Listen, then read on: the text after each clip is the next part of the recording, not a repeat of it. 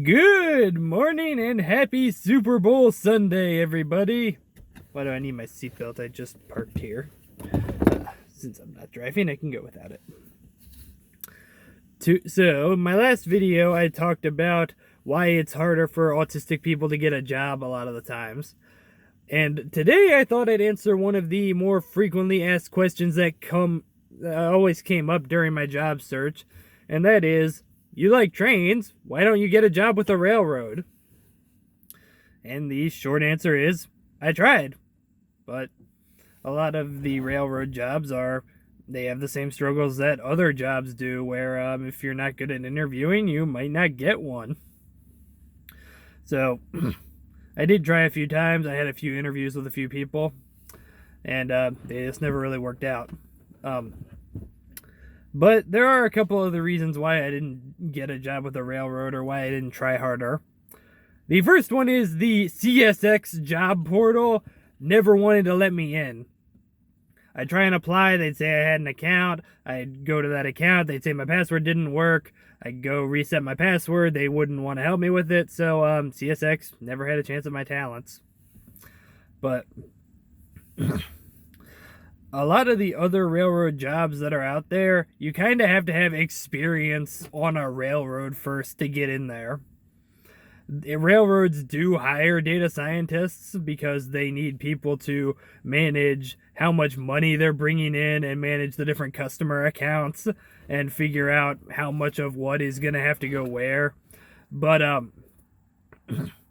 I didn't get one of those either. I did try. Actually, I got pretty far in the interview process with Amtrak for that position.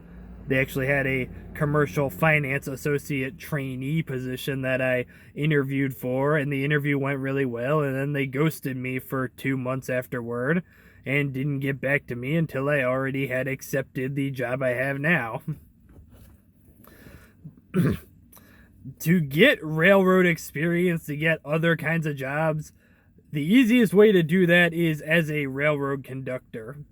And this can be jobs like train dispatcher or locomotive engineer or some other ones like a yard master working in the yard. But you usually have to start as a freight conductor before you get one of those. Is it possible to get a job like that?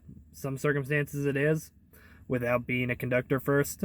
I do have some friends who work in the railroad industry as account executives or dispatchers or stuff like that. And you can actually make about the same amount of money as I make now doing a job like that, or just being a conductor. But to start off as a train conductor, it's not good. You have to start out on the extra board to start off as a conductor with no seniority. And what that means is you don't have a set work schedule. You just sit around next to your phone all day, and if they need you, they'll call you. They could call you literally any time.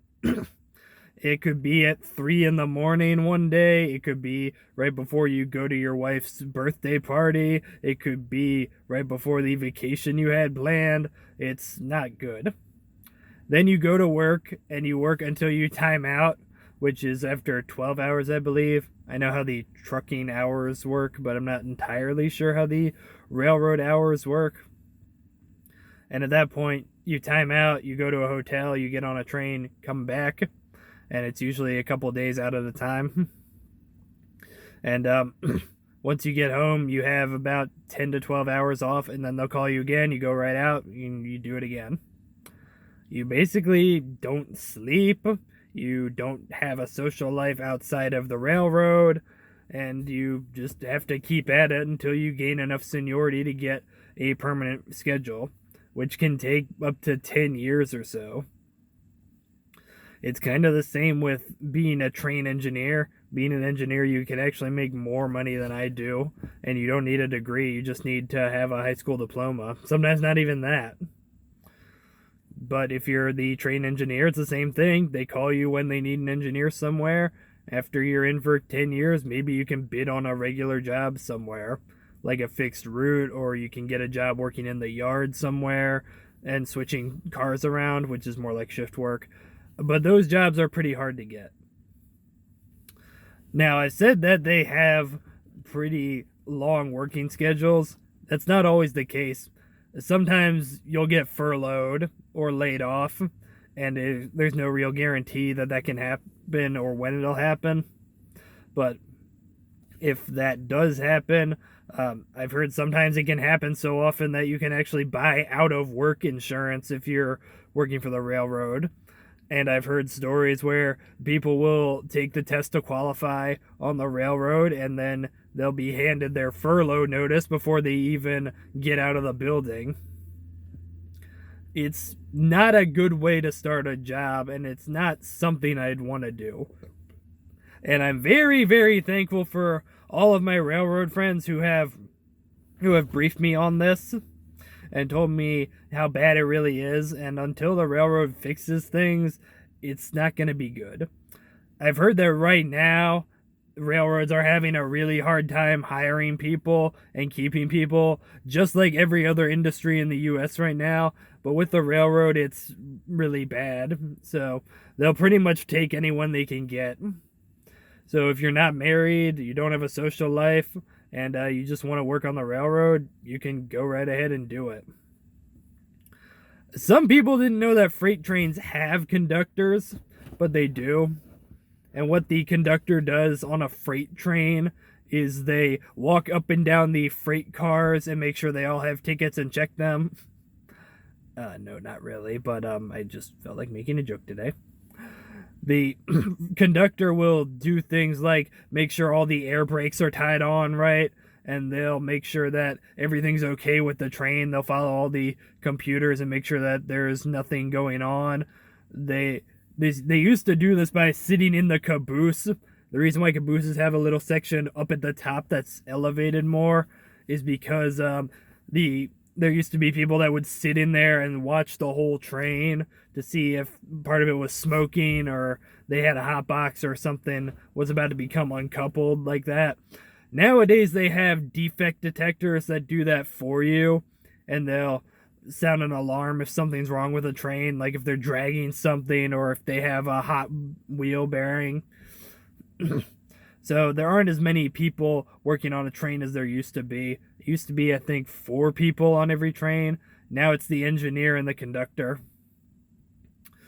The conductor also does things like if there is a problem, they can fix some of them. They can replace broken knuckles or can uncouple some cars if they have to stop in front of a crossing. They can uncouple them and let people still get through if they have to wait for a while. That's a lot of walking, a lot of heavy lifting. A train knuckle is about 80 pounds on its own. And they do this in every kind of weather. So right now there is snow on the ground, which you probably can't see because the camera angle is not very good. And if there's snow on the ground, the conductor still has to get out and fix the knuckles as they are. So overall, being a conductor is not a good job. It pays pretty well. You can do it without a degree, but it's not something I wanted to do. And that's probably the route I would have had to take to get into the railroad industry as a whole. And I hope this answers why I chose not to go that route and get a railroad job in that regard. But one tip I will give if you're interviewing for the railroads is they are very, very safety conscious. They kind of have to be because trains are gigantic hunks of metal that weigh about as much as a skyscraper sometimes. There's a lot of potential for people to get hurt working around the trains.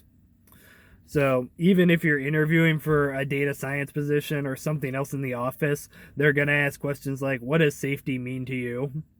And how have you done things in your workplace to make it more safe? Or I've even heard sometimes they ask, what's the most unsafe thing you've ever done at work? Which I don't even know what I'd say for that. Because maybe the most unsafe thing I've ever done at work is go and work on these servers, because if you do something wrong there, it can disrupt the service for a million people. Thankfully, I have been pretty good on the servers lately. I usually go in with someone who's better at it than me to make sure I don't do anything wrong, but the servers can still be pretty intimidating if you're working for a major tech company like I do. But I remember when I had my Amtrak interview, it was virtual and they still had a safety briefing before it. Stuff like make sure that you don't get up and trip on the carpet or that you don't spill your hot coffee on yourself and burn yourself. I didn't expect that, but I do now. Now I can see why they would do something like that. If you really want to do it, you can do it. It's possible. They have internships. You can get your way in that way if you're in college. If you know people and you network just like any other job, that's another way you can get in. It's still possible. It's just not the route I'm willing to take. So I hope that it clears up some confusion about why I'm working in an office somewhere. My office normally is my one closet at home that I have a desk in, but sometimes I go to the office. It's why I'm working there instead of on these train tracks right here in York Haven. Anyway, thank you guys, and I will upload some more of my videos soon.